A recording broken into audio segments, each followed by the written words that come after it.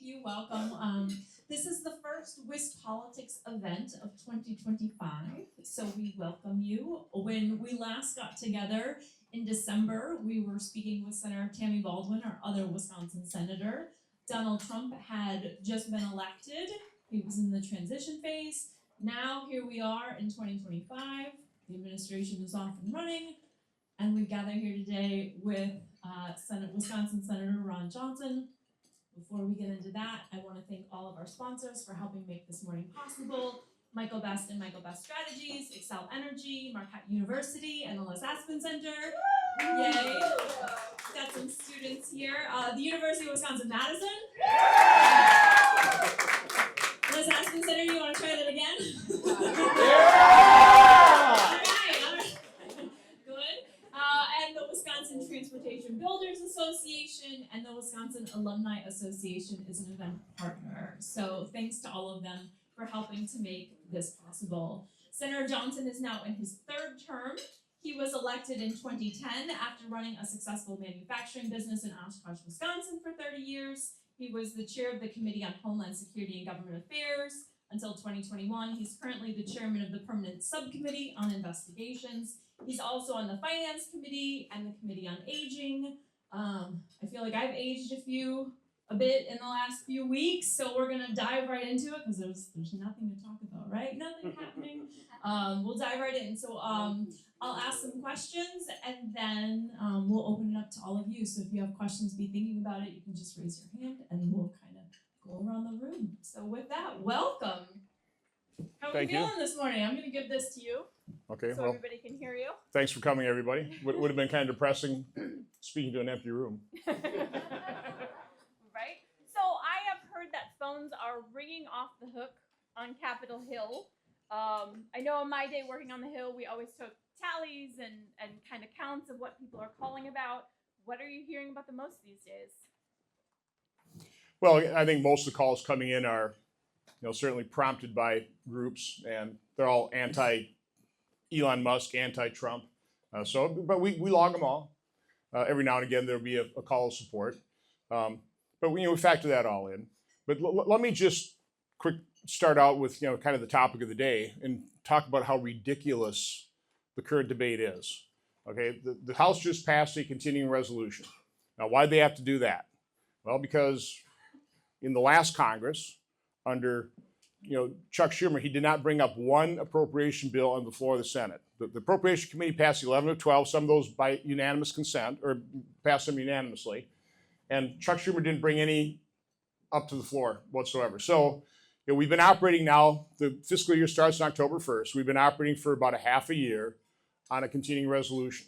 So what the House just passed is a pretty darn clean continuing resolution. It pluses up a little bit. I think it's like $9 billion for defense or $6 billion, and it reduces other domestic spending. I think mainly programs that were kind of a one-time expenditure, 10 to 18 billion, something like that. But we're talking about a continuing resolution that is going to fund the discretionary side of the budget, which is about 26% of the budget. 74% of the budget now is just completely on automatic pilot. I mean, no family, no business would be handled that way, but that's what the Uniparty's done here. But it's about $1.9 trillion from last year. So all continuing resolutions do is they just fund agencies at last year's levels. $1.9 trillion. So the last half of the year is about $950 billion. It's all funding agencies at what Joe Biden and Democrats passed in 2024. So they're screaming about, and they're going to vote no, on $950 billion to prevent a government shutdown, on appropriation accounts that they passed under their administration, and they're tweaking it by a few $billion. That's what this is all about. So every Democrat in the House, except for one, voted against this. I don't know what's going to happen in the Senate. Apparently they had a rather contentious meeting at their lunch yesterday. So I don't know, but it's a ridiculous debate. Republicans don't like continuing resolutions. We don't like this level of spending. But I guess we hate government shutdowns even more. So I'll support this. Republicans will support this. And we'll see whether the legacy media, if there's a shutdown, who they blame. I mean, there's no way they can blame Republicans. Okay, it'll be Democrats to shut the government down. By the way, you don't shut down much of government anyway. Even on the discretionary side, about 90% of government is deemed essential.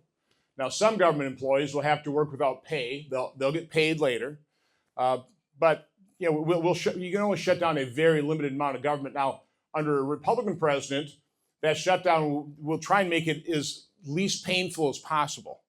When we've had shutdowns under a Democrat president, they make them as painful as possible because Republicans always get blamed for it, and the legacy media backs up the Democrats on that. But again, we'll see how this plays out, but it is a ridiculous debate. From my standpoint, the dysfunction in government and in Washington, D.C. is profound, but 2025 is a lost cause. We're going to spend about $7.3 trillion this year. 2019, we spent 4.4. And we'll get into this more, but I mean, just remember those numbers, 4.4 to $7.3 trillion. That's a 63% increase in the matter of 6 years. Our population's grown 2.6%. Now, inflation's been bad, but not that bad. Okay, so we'll get into that later. I've given you enough numbers for today, or for the first answer. So I think speaking of the spending, I think the last time Congress completed all of the bills on time was like 1996. Do you have recommendations to improve the process? Well, I think the first thing we ought to do is go to biennial budgets. So we appropriate 6 accounts 1 year. The next year you do oversight on it. The next year you come back and you appropriate the other 6. I think you'd probably have time to do that. That'd make the most sense to me. The other thing we should do, because it takes up a lot of time in the Senate, is we should stop being the human resource department for the administration. I think the confirmation process is completely out of control. Maybe have 100, 200 confirmations. We have over 1,000. I mean, it's ridiculous. I don't think our founders ever envisioned that as advice and consent. So I would again, make the president, give the president ability to staff his administration, hold him accountable. Go ahead. Do you think that inefficiency is partly why we have DOGE now? Like, is Congress not acting and slowing it down and all of that kind of why? So again, regardless who's in charge of the deep state, ostensibly, a Republican president never gets control. I don't think any president gets control. The bureaucrats, the permanent bureaucracy, they just look at any president as this too shall pass. Now, if it's a Democrat president, they're pretty much on board with his liberal policies. Republican president, they actively undermine. Okay, so the fact of the matter is, Congress can't do its constitutional duty in terms of oversight. We just don't get the information. Right now, Bobby Kennedy, and he's absolutely dedicated to doing this. He's promising radical transparency. I issued a subpoena, a friendly one, right after the inauguration, before he was confirmed, just trying to get information I've been after for 2 or 3 years. And we are still getting the standard bureaucratic runaround. The lawyers are looking at things, so we got to, and we're not getting the information out. The deep state does not give its secrets easily. Pam Bondi tried to get out the Jeffrey Epstein information, and FBI or the Southern District of New York, they just held on to probably the vast majority of that information on Jeffrey Epstein. So it's a real problem that you have the fourth branch of government, which is the permanent bureaucracy. They're probably the most powerful branch. Speaking of Kennedy, the impact of the recent NIH cuts on the medical, the biohealth. I think Wisconsin is set to lose potentially like $65 million. How are you and your colleagues working with Elon Musk and his team to ensure like DOGE is hitting the waste, fraud, and abuse explicitly versus what's intended to improve and save lives? So understand, right now, what Elon is doing is he is exposing, and I would say outrageous and grotesque levels of waste, fraud, and abuse. And what he can do is, by looking at contracts, they can halt contracts. The question is, can we permanently halt contracts? I mean, does the president have the impoundment power, or can they roll all these things up into a rescission bill, which is all part of the Impoundment Act, and then that is privileged, and we can pass those rescissions with just a mere majority-like reconciliation in the House and Senate. So we don't know exactly how we'll realize those savings. The president is using his authority to, lay off workers and clean up agencies, that type of thing. But again, we have the power of the purse. We appropriate money, and it's constitutional issues as to whether or not the president has to spend everything we appropriate. So again, Elon Musk is doing a fabulous job. I think we should all be grateful that one of the most brilliant, accomplished, effective human beings that ever walked the face of the earth is turning his attention to the grotesque waste, fraud, and abuse in the federal government. I mean, we should not be wasting taxpayer money the way we do. We shouldn't be wasting the borrowed money that's mortgaging all of your future the way we do. And I don't know how anybody could take a look at what he's uncovering and not just be, as I said, just outraged and demand that we keep looking. I mean, for example, yeah, I'm an accountant. I was in business. I mean, you code all of your expenditures. You have to know exactly, okay, what's this being spent for? You know, what department is that going to be credited to? The federal government, they've uncovered, billions of dollars of checks going out with nothing on it. Well, what's this check for? We know who it's paying, but what's the purpose? What's the appropriation account? What's, no explanation whatsoever. I would have just assumed that, of course, they have to do that. Businesses have to do that. I mean, if the federal government comes in as the IRS or SEC audits a business and they have that lack of control, I mean, there'd be hell to pay if you're private sector business, but government just gets away with doing it. I mean, every American ought to be outraged by what Elon Musk is uncovering. And again, he's just scratching the surface. But what would you say to the people, like, if you work in business, like, I haven't been able to get into my Twitter account in 2 weeks. Twitter, if you're listening, help. Like, not the end of the world, though, if I can't send a tweet. But here we're talking about real lives, cancer treatments, drug funding, organ transplants, all of that. Like, what do you say to the people who say some inefficiency in government is better than, like, breaking down that basic infrastructure and putting lives at risk? So in 2019, we spent $4.4 trillion. This year we're spending 7.3. Some inefficiency? I mean, anybody think we spent too little in 2019? I don't. If you were to just take 2019 expenditure, plus it up by increase in population and inflation, leave Social Security and Medicare, you could even leave Medicaid completely alone. Just spend whatever we're going to spend on those. This year we'd be spending $6.5 trillion rather than 7.3. That's a $700–800 billion difference. There's no justification for spending $7.3 trillion.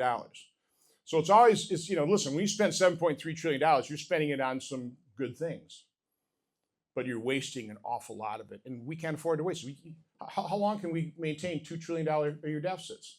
So again, the problem you have, and the problem the House had, is they started at $7.3 trillion, and they're suffering death by 1,000 cuts, because everybody's doing the way you're asking that question. Well, how can you cut vital research for cancer? I mean, it's going to cure people.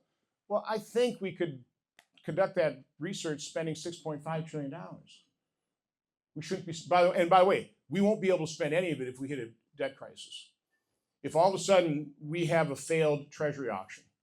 We had the Great Recession in 2009 because one money market fund broke the buck. And that spawned a contagion in the Great Recession. I mean, we're $36.4 trillion in debt. When I entered Congress, because we were and by the way, I ran because we were mortgaging our children's future, we were $14 trillion. Now we're $36.4 trillion. And most people in the country, most people in Washington, D.C., most members of Congress are just whistling by that graveyard. I'm one of the few that's not. You mentioned your time in business. I'm kind of curious as like a business leader, when you watch like the five email bullets, like submitting it in, would you view that as like micromanaging where you should trust your managers? Like, how would you handle this differently? Well, I'm laying it out. I mean, I went back. So what we need to do is return to a pre-pandemic level. Just a common sense analogy. I don't know of a family, if they had a serious illness, had to borrow $50,000 to pay for medical bills, and then that family member got well, would continue to borrow $50,000 and continue to spend at that level. No American family would do that. That's exactly what the federal government did. Spent $4.4 trillion, COVID hit, we went on a massive spending spree, spent $6.5 trillion, then we averaged $6.5 trillion over the next 5 years. Last year we spent 6.9, this year we'll spend 7.3. It's insane. It's literally insane. So what I've done is I said, okay, we have to return to a reasonable pre-pandemic level of spending. And so I went back and went to 1998 under Bill Clinton, where we actually had a surplus. He spent $1.65 trillion back in 1998. Again, I don't think we spent too little back in 1998. Now, you increase that by population and inflation, using this year's Social Security, Medicare, and interest, that would be a $5.5 trillion baseline budget. 5.5. That's, by the way, what Biden projected for revenue this year. That's how close we are to a balanced budget. I mean, just using exactly what Bill Clinton spent in 1998, inflating it, 5.5, you've got a balanced budget. Okay, if that's too reasonable for you, go to Obama 10 years ago, 2014. Do the same thing. He spent $3.6 trillion. That plus is up to about 6.2. Go back to Trump, 2019, plus up again, that's 6.5. So there's your range. Now, most Republican members of Congress, when they run for office, say, we should go by zero-based budgeting. We should. We won't. I'm proposing a $5.5 to $6.5 trillion baseline budget. And I think most people in my conference, as I start talking, their eyes glaze over and they throw in the towel. Well, we can't do that. Can't cut X, Y, and Z, right? But again, I've already laid out, I've got all the data to prove it. I'm giving my colleagues spreadsheet after spreadsheet, chart after chart, showing you don't have to touch Social Security, you don't have to touch Medicare, you don't have to touch Medicaid, and you could still easily only spend $6.5 trillion by maintaining 2019 spending levels. You can go lower if you go back to Obama or Clinton. But that's how you do it. And by the way, you have to do it 5,000 or 6,000 line items in terms of that kind of detail. And I've printed it. I've got the thick outlay budgets for all these scenarios, line item by line item, 5,000 to 6,000 line items. You just go through and say, okay, this is what we spent that year, plus it up by inflation and a population. Here's the number. What did we spend over that? Don't. So on that spending item, okay, we're $3 million above that. Cut that budget by 3. So you basically cut 5,000 or 6,000 line items in the budget a little bit in government terms, and you save a lot of money. That's how a business guy would do it. What happens here is, again, it's death by 1,000 cuts. The mainstream media says, well, there's no way. CBO comes out, and this is total BS. CBO comes out and says, well, the House can't achieve those cuts without cutting Medicaid. Well, the only reason is because they put an instruction to the one committee that's about the only jurisdiction it has, Medicare and Medicaid. So if you're going to cut money, but if you give that instruction to all the committees, it's easy to cut without even touching Social Security, Medicare, and Medicaid. Don't have to do it. And you can still easily get back to somewhere between $5.5 and $6.5 trillion. It's not that hard. So can Wisconsin seniors rest easy on Social Security? I know Elon. No, because it's going bankrupt. No, I mean, Social Security is a legal Ponzi scheme. Let me look at the cameras. Social Security is a legal Ponzi scheme. The money that we all got extracted from our checks has been spent. It is gone. Now, had it been managed responsibly, that money would have been saved. It would have been invested in something that had value to the federal government. But they didn't do that. They spent the money, and in its place, they put a U.S. government bond. The U.S. government bond has no value to the federal government. When the Social Security administrators give that bond to pay off benefits, because now benefits exceed revenue coming in from we're past the surpluses, now we're in the deficit, the U.S. Treasury has to float another bond, U.S. Treasury bond. But they don't have money. We don't have any savings. Now, had they been responsible and actually put it into real investments, we'd have something, last time I calculated, did a spreadsheet, $8-9 trillion of real assets. If you would have had index funds back there, just put in an index fund. It would have grown and grown and grown. We'd have a very secure Social Security system, but we don't. We have a Social Security system, the trust fund, that accounting. It's all it is a gimmick. It's a accounting convention. That runs out in 2034, 2035, and according to law, what happens then is benefits will be reduced to the revenue that we take in. And right now we're thinking it's going to be some 75 to 80%. So if you want to save those benefits, what you need to do is make sure that the general fund has the wherewithal to plus them up out of the general fund. When you're running $2 trillion a year deficits, you're not going to have the wherewithal, particularly if we hit a debt crisis and interest rates spike even further. You understand what happened to interest rates? We went from a couple $100 billion a year to over $1 trillion. We're spending it is the largest, other than Social Security, it's the largest expenditure item in the federal budget now, interest on our debt. Shouldn't have happened. We shouldn't have this massive amount of debt. And again, this is not sustainable. So why is everybody whistling by the graveyard? Because nobody's holding them accountable. The media doesn't cover it. We don't teach our kids in our education system about the folly of this massive deficit spending and growth in government. So we don't have the public pressure to say stop. It also killed us when we stopped talking about hundreds of billions of dollars and started talking about trillion. Just an extra trillion. What's $1,000 billion? I mean, these amounts they're incomprehensible. Totally incomprehensible. Speaking of things getting more expensive, we've got some tariffs going into place and starting aluminum, steel, electricity. What conversations are you having with the administration, Secretary Lutnick, about the tariffs that went into effect? I'm assuming the revisions didn't make you feel better. Like, where are we at? Well, same conversation I had in the last administration. I expressed my concerns. Wisconsin, we're not only a dairy state, but we're a big manufacturing state, and our manufacturers get inputs from all over the world, and they compete against other companies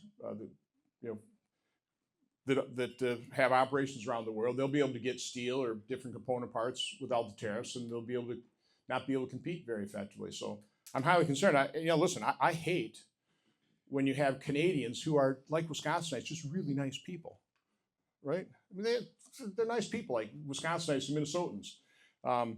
I hate it when Canadians are booing the national anthem. That's not a very good state of affairs, okay? I'm hoping President Trump is watching the stock market. They're expressing the same concern as I'm expressing. Now, all that being said, I will freely admit that President Trump, he very effectively used the tariff threat to secure the border in his first term when Remain in Mexico wasn't working because of lack of cooperation by Mexico. Threatened tariffs, all of a sudden we got cooperation, the border was secure. He's trying to shut down the flow of fentanyl. He's trying to get countries to treat us fairly. Again, that's a legitimate concern. I just think he needs to do a better job of explaining exactly, how each country is engaged in unfair trade practices, whether they're tariff or non-tariff barriers to our products. And I think most Americans, I would basically support reciprocal treatment, primarily with the goal of bringing down tariffs to nothing, to eliminating trade barriers so we really had free trade. I mean, free trade makes sense. The analogy I use is if you have 10 farmers, what are you better off? Are you better off having 10 farmers each grow 10 crops inefficiently? Or are you better off having each farmer concentrate on a particular crop, do it great, do it very efficiently, and then engage in trade? That scales up almost perfectly on a national basis if you have free and fair trade, which we don't have. I mean, there are a lot of trade barriers, and some of them actually make sense. I mean, I can understand why nations want to protect their agriculture industry because they want to grow their own food. I can understand, Canada wants a few dairy cows. If we just force them to completely open up their dairy markets, they wouldn't have dairy farms. They wouldn't need, because they can get all their dairy products from Wisconsin cheaper than they're getting in Canada right now. But again, that's a national policy they're implementing. And to a certain extent, you need to respect a nation's right to be self-sustaining in certain areas. And from my standpoint, all the offshoring of manufacturing, the concern I have is on manufacturing that's vital for national security interest. I mean, things like precursor drugs for pharmaceuticals, the high-end semiconductors. We do need a steel industry. We need aluminum. There's some basic things you need for national security and just for economic security as well. I don't like government managing all that. I don't know who else can really do it though. So I mean, we should have incentives to try and maintain those vital types of industries, and we pretty well let that go by the wayside. So I mean, Trump is dealing with a real problem, and he's doing it in a pretty blunt way. But maybe that's what it's going to take. So again, he's been right on so many other things. I do give him the benefit of the doubt right now, but I express my concern. How quickly do you think Congress will act on renewing the 2017 Tax Cuts and Jobs Act, knowing the administration has said it's intended to help counter? So what I've recommended, both publicly and internally, is we should really have a three-step reconciliation process. The first step would be give President Trump the funding he needs to secure the border. That comes together with the increase for defense. It's the only way we could pass that in the Senate. The next step would just simply use that reconciliation, because now we've established that we're going to project revenue based on current policy.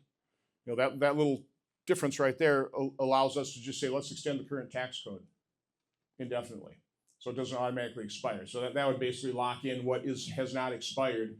Then we have plenty of incentive to come back, because a lot of the the expensing, R&D tax provisions, business things.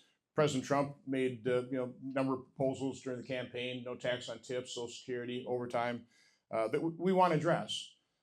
We have plenty of incentive to come back and then do a third, the big beautiful bill, but that's going to be really complex. It's going to be really difficult to negotiate. And again, I would like to take the time to get it right, but as long as we're looking at the tax system, let's simplify and rationalize it. We all talk about it, just like zero-based budgeting. We all talk about it. Well, let's actually do it. And so we're going over to the White House to meet with President Trump tomorrow, the Senate Finance Committee, and that'll be one of the pitches I'll make. Is let's do it. Let's take 3 steps. Let's give you the funding. Let's take a massive automatic tax increase off the table. Again, I'm willing to admit that was blown in TCJA, that it expires. I know why, because we didn't have the offsets to make it permanent according to our stupid rules here in Washington, D.C. But we can use those rules to our advantage and and that's what we're talking about. We're not talking about cutting people's taxes right now. We're talking about not increasing them massively for everybody. This isn't just about the wealthy. I mean, those tax cuts in 2017 were for everybody. The benefit of everybody got a tax cut. So if they expire, everybody's going to get a tax increase. We need to prevent that. I would have taken that off the table by now. It would have been up to me. We would have already passed the first reconciliation bill. We'd be moving to the second, which is pretty much a one-sentence bill. Extend the current tax code. As much as I hate it, it's complex. It costs $400 billion a year to comply with. I want to simplify and rationalize it, but we should do that in the third step.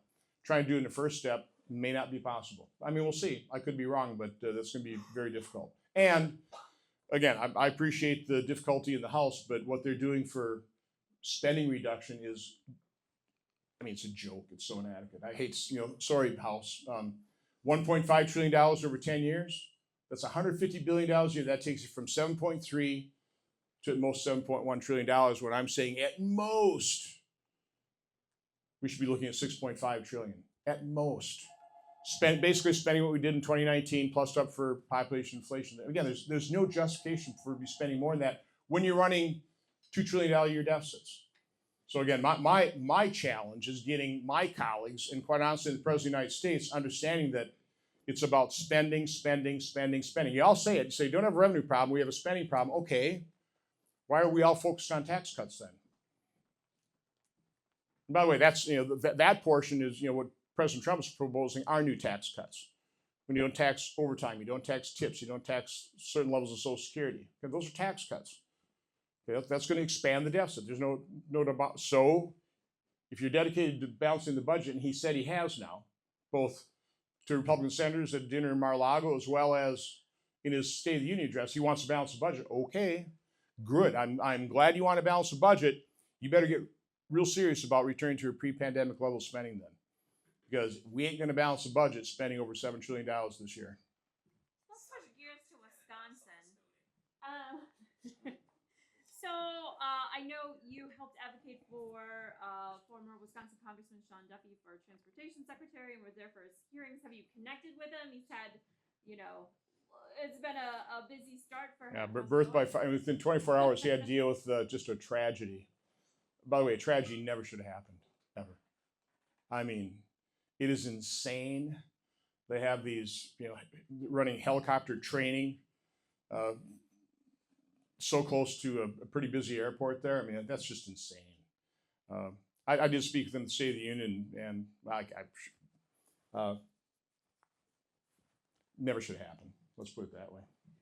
Wisconsin, we've got an important election coming up, April 1st, Supreme Court race, which we'll talk about, abortion, how legislative districts are drawn, power relationships, Act 10, all kinds of things. Thoughts on the race, and more so, do you think it'll be a referendum on the first couple of months of President Trump and sort of the mood of voters?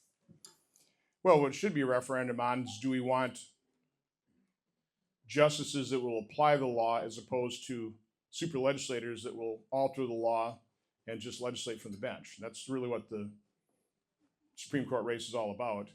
Brad Schimmel will be a judge. He'll apply the law. Susan Crawford will be a super legislator like our current court is. And so they'll definitely redistrict, and they'll draw the lines. I mean, again, the left is they hate gerrymandering unless they're doing it. So they'll gerrymander it to probably take Derek Van Orden and Brian Stiles' seat. I mean, that's almost a given. They'll overturn Act 10. They'll probably overturn voter ID. I mean, there's just all these things that, through the legislative process, we've passed. I mean, the legislature has passed district maps. I don't know of an apolitical process for drawing districts, but probably the best political process for doing it is, elected officials doing it, 100 plus, okay? But that's not what this Supreme Court will do. They'll take it upon themselves to go look to a Democrat political consultant and say, what should the maps look like? Oh, okay, that will make sure that Derek Van Orden loses and Brian Stiles loses. Okay, that's the fair map. So again, that's what's at stake. I mean, and look at Minnesota. I mean, do we want to go down the road of Minnesota that's just become a leftist haven? Or do we want to maintain some common sense in Wisconsin? So it's not about abortion. It's really about, are we going to have a court that stays within the framework of the Wisconsin Constitution to apply the law, not legislate from the bench? Governor Evers has said he's going to run for re-election. Do you have any Republican favorites you'd like to see get in the governor's race? I'm having people contact me. I don't endorse in primaries. I let the Republican voters pick our candidate. What I tell all of them is, this isn't about you. This is about Wisconsin. We need to win this governorship race. We're not going to be able to win it if we have a nasty primary. So figure it out amongst yourself. Go and get the support from the key groups you have to get support from, and then get around a kitchen table or whatever, and look honestly at each other and say, okay, you're the best choice.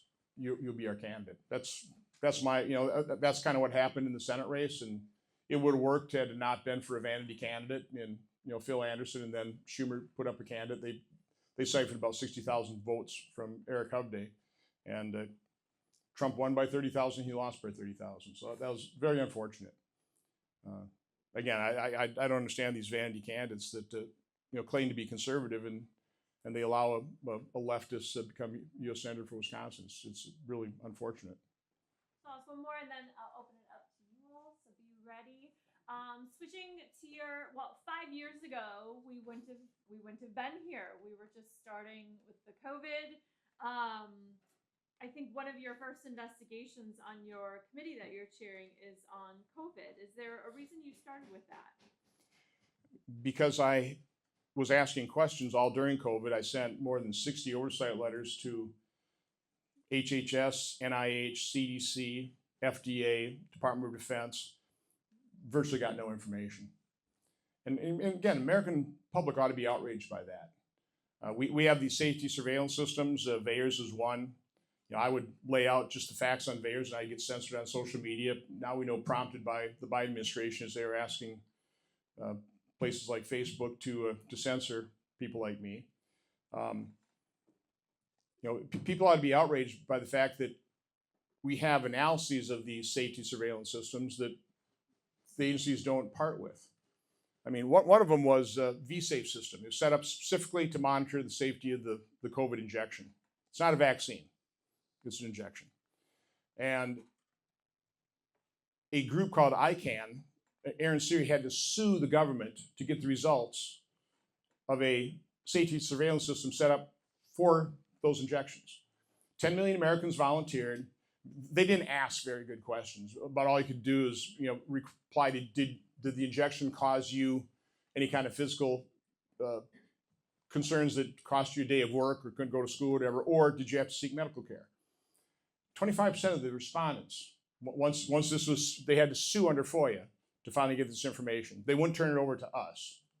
The courts forced them to do it. 25% of Americans had their daily lives affected by the injection. They couldn't go to school, they couldn't go to work. 8% had to seek medical care. I would publish the VAERS, just exactly what it said. 37,000, more than 37,000 people worldwide now died. 24% of those within the day of injection, within 1 or 2 days. I realize VAERS doesn't prove causation, but man, that was a correlation that by April of 2021 was screaming at public officials, and they would do nothing about it. So again, I started writing oversight letters. I'm going, give me your proportional rating ratios. Give me your empirical Bayesian analysis. They still haven't. They still haven't. I subpoenaed the records, friendly subpoena. Bobby Kennedy wants it released. We can't get it released yet. We got attorneys inside the agencies preventing the release. So I don't know how we're going to break that logjam, but that's why I said, right after President Trump got elected, he said what he really needs to appoint is a Secretary of Information Extraction. Remember, Pam Bondi wanted to release all the information on Philip Epstein. Philip Epstein? Jeffrey Epstein. Only got what the agencies gave her, and they didn't give her the good stuff.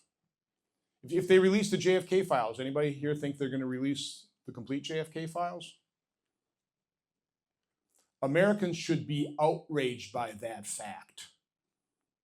This is our government. We're footing the bill. It's our futures being mortgaged by this government. And yet, the Permian bureaucracy, it drives me nuts, people that push back on Elon Musk. He's unelected. No, he's appointed by the duly elected President of the United States, who's elected to do what he's asking Elon Musk to do. It's the unelected bureaucrats that have been hold themselves completely unaccountable for decades, that continue to hide the ball. That's who the American people ought to be outraged at, not Elon Musk. Elon Musk is a hero. He's exposing this stuff. And Americans are just burying their head in the sand. I don't know what hope we have for them.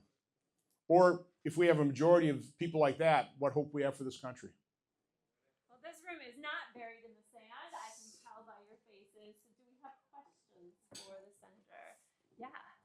Hi, my name is Amelia Alvarez, and I'm here with the Wisconsin and Washington program from the University of Wisconsin in Madison. And I know you spoke a little bit about education and research and funding. And I speak for myself and my classmates as well when we say we're very fearful for the education of Wisconsin in public schools, but then also our university with research and funding. I would really want to uphold academic excellence that our university has, and I'm just very fearful that that may not be upheld by these research cuts and with the Department of Education cutting over half of their workforce. So I just wonder your perspective on that and how you can help us out. So first of all, don't be so fearful. It's how they control you. They push climate change to make people afraid like the world's going to end. It's not. That's how demagogues, that's how politicians have controlled populations. They create the state of fear. Fear that population, fear that group, fear that country. So what you ought to be afraid of is the fact that your future is being mortgaged right now. Look at $36.4 trillion in debt. Look at the fact that our interest just to service that debt is more than we spend on anything other than Social Security. Fear that, because that could blow up in our face, and that could really harm your future. We'll continue to fund research. Hopefully we'll fund honest research. Part of the problem we have in science, part of the reason they're able to create this fear is science has been corrupted thoroughly. If the Chinese government isn't paying for the medical journals, if the pharmaceutical companies aren't paying for it, if they're not paying for their studies, it's Anthony Fauci getting the results he wants, or it's climate alarmists getting the results they want. When you fund research, you get the result you want. And this is well known.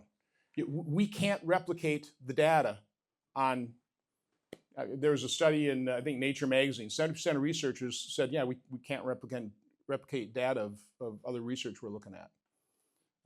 Marcia Angel was one of the editors of the New England Journal of Medicine, quit in the year 2000. She finally started writing about why she did, because the research they were getting in medical journals was thoroughly corrupt and couldn't be relied on. That's what our doctors rely on to treat you. So science has been thoroughly corrupted. So that needs to be fixed. I would recommend we not keep throwing money the same way in a corrupt manner that produces corrupt science without integrity. That's what you ought to be fearful of, okay? I mean, why do we have 60% chronic illness in America today? And why don't we know the cause? What is causing autism? Why haven't we been allowed to ask that question? It's because science and the political process has been corrupted. It's controlled by powerful interests. I held an event with Bobby Kennedy, Dr. Casey Means, and a bunch of internet nutritionists. And I think of all the excellent pieces of testimony in that event, end of September, Dr. Chris Palmer is a psychiatrist, does a lot of work on nutrition and mental health. And he said, whoever they are is, it's a big question, who are they? They don't want to know the root cause. I mean, think about that. They don't want to know the root cause of chronic illness because it could disrupt multi-billion-dollar business models in the food industry, in agriculture, in the pharmaceutical industry. So, government's supposed to be the honest broker, but when government agencies are captured, and that's what's happened, they've been captured by these corporate interests. That's a real problem. That's what you ought to fear. Don't fear that government's not going to fund enough research, okay? That's the scaremongering that demagogues use to make you fearful. The world's not going to end. We'll adapt to climate change. Climate's always changed, always will. Okay? Don't be afraid. Live your life joyfully. Next. Hi, Hugh Kingsley. I go to Marquette University. And you touched on it a couple of times, but I was hoping you can acknowledge a little bit more the potential conflict of interest that Elon Musk has in doing the job that he has. When he was appointed by Trump, his corporations had almost about 25 different investigations, and then he immediately targeted and gutted those agencies that had him under investigation, and all of those cases were dropped. Well, again, I know a lot of people are going to attack Elon Musk. I mean, he's runs public companies. Public companies are subject to pretty radical transparency. If there are true conflicts, and if he does something that he conducts an act that is conflicted, it's going to be more than pointed out in the press. What you ought to be concerned about is the conflicts of interest of all the unelected bureaucrats.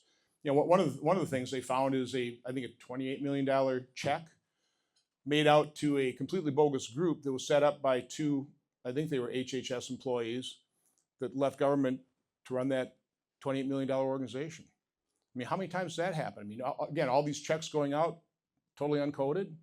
That's already to be concerned about. Again, Elon Musk is the shiny object of a magician. But look over here. Look at this. Look at this.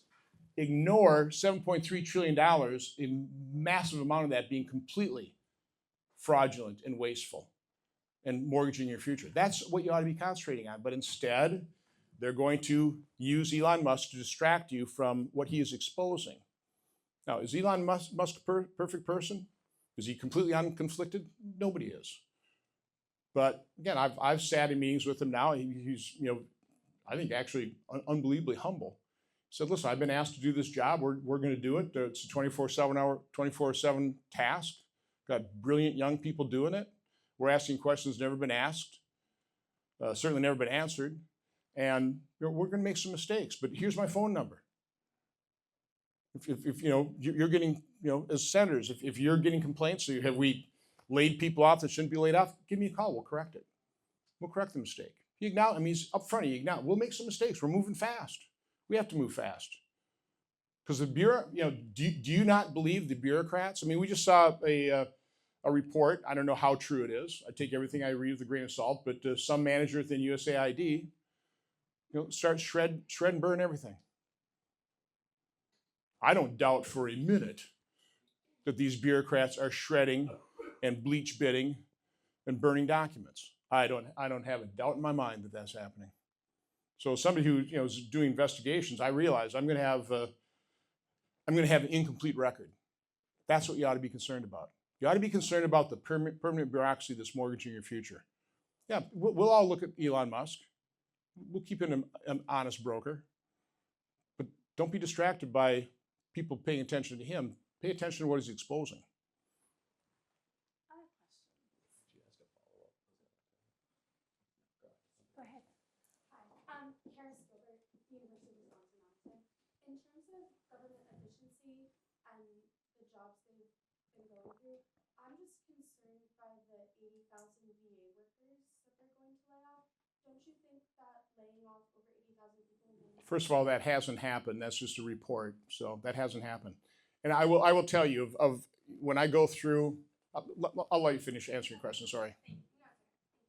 I'm just concerned that laying off upwards of 80,000 people will contribute to inefficiencies in the VA department, especially concerning health services. And I know a lot of people depend on those health services. So again, one thing you don't have to worry about being underfunded is support for veterans. Doesn't happen. I mean, everybody, bipartisan basis, will vote for to the point where we overfund it.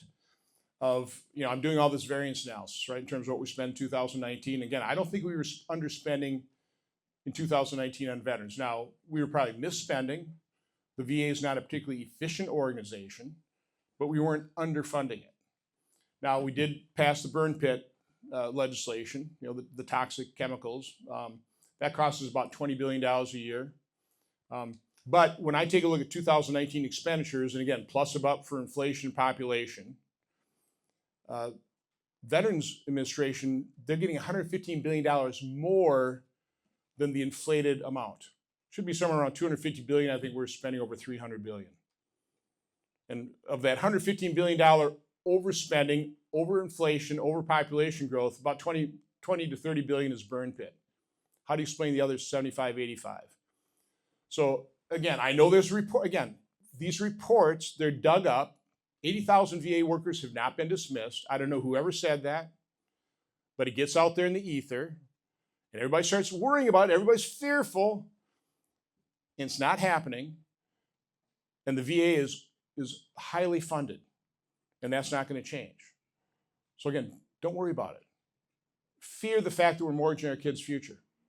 Fear that you're going to bear the brunt of that by a bad economy and less opportunity. That's what you ought to fear. Again, the 80,000 reports of VA workers being fired, that's a distraction like Elon Musk. That's what the media does. That's what demagogues do. So don't worry about it. Hi, Stephanie Cloutier with Burson. First, thank you for taking the time to be here today. Kind of turn into Homeland Security. Just curious to get your thoughts on the job you think Secretary Noem and Tom Homan and others are doing right now, to address policy decisions made during the Biden administration and now implementing Trump's agenda when it comes to Homeland Security. So are you aware of what's happening on the border right now? Yes. Are you pretty amazed by what's happening on the border? So yeah, I think that was the big issue among many of this campaign. And we were lied to by, I kept pointing out the lie all the time over the last 4 years. We need legislation, Congress has got to act. No, we didn't. As President Trump described in the State of the Union, no, all we need is a new president. President Trump, although the authority has been eroded over time, court decisions, the reinterpretation of Florida's decision, that type of thing, President Trump had the authority, and he used it to close down the border. President Biden used that same authority, opened it wide up. He started using it again at the very end when he realized this is a real election liability. So he started closing the border, but Trump came in, and almost overnight, illegal crossings are down to a trickle. And that's a good thing. Okay, we're a nation of immigrants. I think we probably need a reasonably robust legal immigration system. We're short of workers. But what's happened now, I don't know the exact number. DHS has not been forthcoming with us, but plus we have so many known and unknown gotaways, so we don't know who these people are. We don't know the number. But millions, probably more than 10 million people come in here. What are we going to do with them? We have to get the criminals out, the gang members, the human traffickers, the sex traffickers. I think Holman's doing a great job from that standpoint. He needs resourcing. It's one of the reasons they're way behind where he wants to be, because he just don't have the resources. And of course, they don't get cooperation from sanctuary cities, that type of thing. But again, the American people want a secure border. President Trump has pretty well delivered on that. Now we got this big mess on our hand. You know, what do you do with the 10 million plus people that were basically welcomed in? Okay, well, you got to get rid of the criminals. You got to get rid of people who are threats to our society, potential terrorists, that type of thing. You know, what do you do with people that literally were invited in, that are working, that are contributing to society? You know, how do you deal with that? I hope we deal with it humanely. And every indication I have from the administration, that's what they'll do. And they'll follow the law.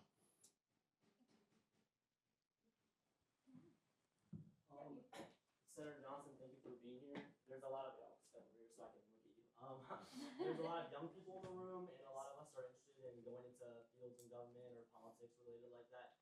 And we are looking for figures in government to serve, you know, kind of as an example of who we want to strive to be in the future.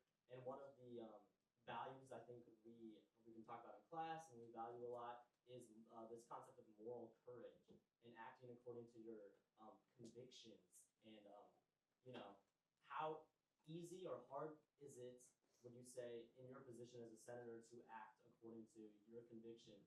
And how, do you have any advice you can give to us, young people in the room, how we can, you know, do that in the future as well? Well, personally, it's very easy for me because I'd rather be home. I'm dead serious about that. Okay, when I first ran, it all got misinterpreted. I said, I'll never vote.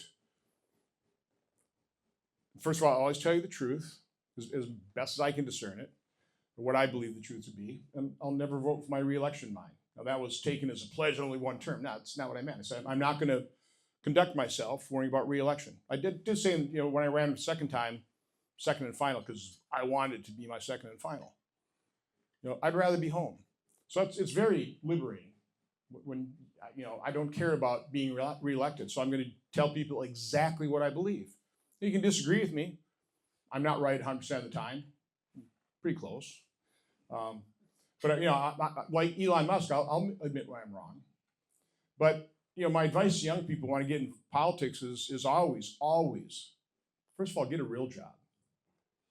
A big problem in Washington, D.C., it's less of a problem in the states, quite honestly, but in Washington, D.C. is very few, or certainly not enough, bureaucrats, staff members, members of Congress, have any experience in, which means very little knowledge of, and maybe even worse, very little sympathy for the private sector.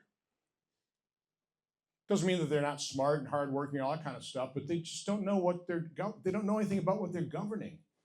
They don't understand the burden that government regulation and taxation puts on people who are just trying to make a living, who are trying to create a company, that are trying to produce products and services that we all value and try and produce them at a cost less than they can sell them for. You know, business is not easy. It's really hard. That's why so many businesses go bankrupt. Business is hard. So my advice is always, first, experience the private sector. Understand what it is, if you step in the private sector, that you'll be governing. You know, another point I'll make is, because they haven't been in the private sector, so many people in Washington, D.C. have never even been part of a functioning organization. I want that sinking in too. You know, functioning organization, you know, effective ones have mission, vision statements. They set annual goals. The people that work for those organizations understand what their role is in achieving those goals, of moving toward that mission and vision. I did not describe Congress. I'm not sure what the mission and vision is here, other than just spend as much as we can to get reelected. And that's what's mortgaging our future. So again, really, great if you want to enter politics. I never thought about doing it until I was 55. And again, I think that's not a bad model. I'm not saying I'm a model. I'm saying that's a good model. You know, private sector, try and eke out a living in the private sector, and then offer yourself for public service, and then be willing to go home. Actually, desire to go home. Hi, my name is Brian Hahn. I'm with the Washington Seminar Program from Parker High School in Janesville. I've been researching election security, and I was hoping to know your thoughts on a potential national standard for election systems. Nationalizing elections, I think, would be a very dangerous thing. But I understand the desire for it because so many states do such a horrible job. And let's, hate to be partisan, but let's be honest here. there's one political party that actually wants election integrity and security, and one that wants to make it easy to cheat, which is why we can't clean up our voter rolls in Wisconsin. We've got, what, 3.5 million roughly eligible voters. We've got more than 7 million on our voter roll. I mean, that's just an invitation for fraud. You know, my guess, if Susan Crawford wins, will overturn voter ID, even though 80% of Americans support voter ID. It's not racist. They don't want their legitimate vote canceled by a fraudulent vote. When you take a look at some of these precincts in Milwaukee that okay, we got same-day voter registration, which is dangerous. Okay, that's not a real election integrity measure there, but that's our law, and we follow it. But you have some of these precincts. I've just heard, so I don't hold me to this, but I'll just say way above. The number of people voted way above the people who are registered. Are those all legitimate voters? Then they move on. And it's very hard to audit. And part of the problem with election integrity is, the losing side, I mean, they've exhausted all their funds. We have to certify elections quickly. Nobody wants to admit that wants to overturn a certified election. Courts don't want to look at it. I mean, it drove me nuts during, in 2021, the aftermath of the election. 80 courts have looked at this and they've all rejected. No, and most of them never looked at the evidence. They had some other, the issue is moot, court of latches in Wisconsin. I mean, it's like they didn't look at the evidence. And so, and enough people realize that. And so you still have this sort of open wound of issues that were never fully explored, and fraud that was never fully uncovered.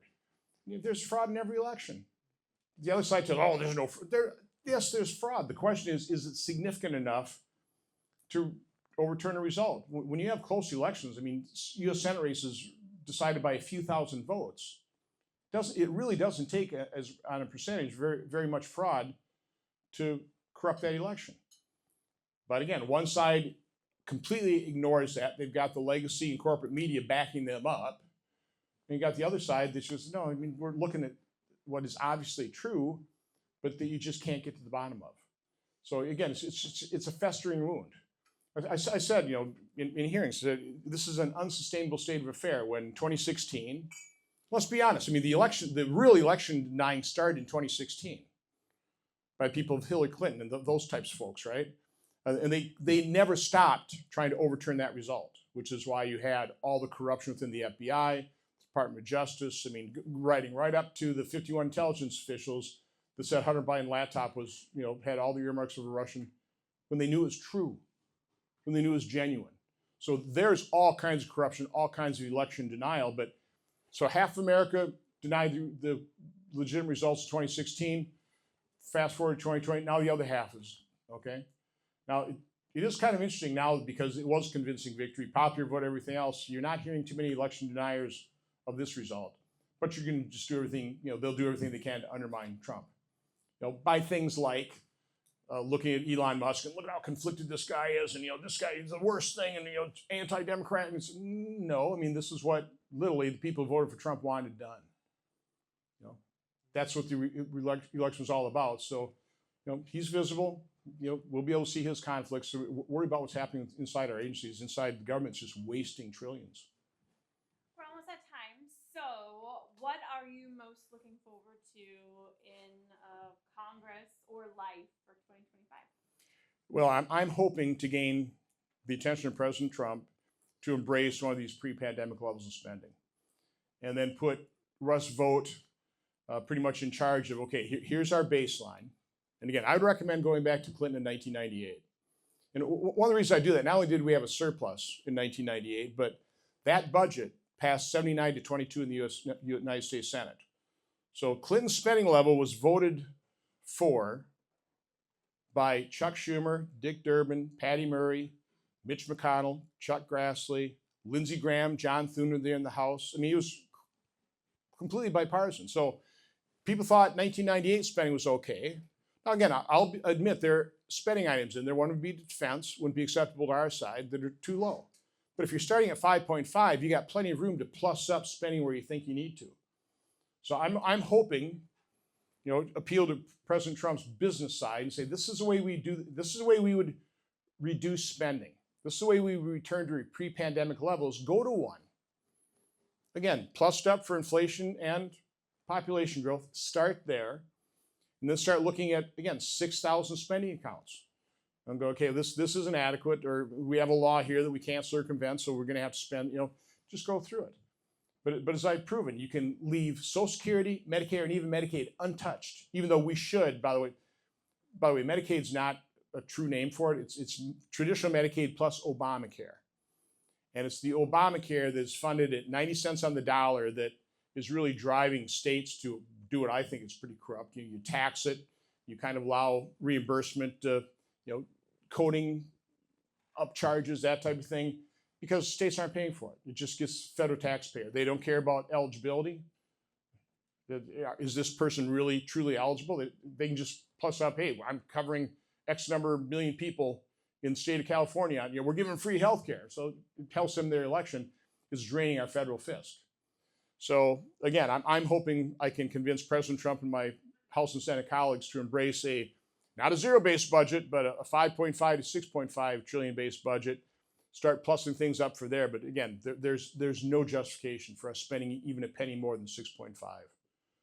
We were spending more than enough 2019. We can't afford to continue to do this. This is going to blow up on our face. I'd rather manage this, manage it in a manageable way, as opposed to have just a debt bomb go off, and then it's crisis town. Then it's chaos. Okay, it's not going to be pleasant. When $36.4 trillion blows up in your face, it's not going to be pretty. Sorry, I can't be more uplifting. On that note, let's thank the senator for being here today. Thank you.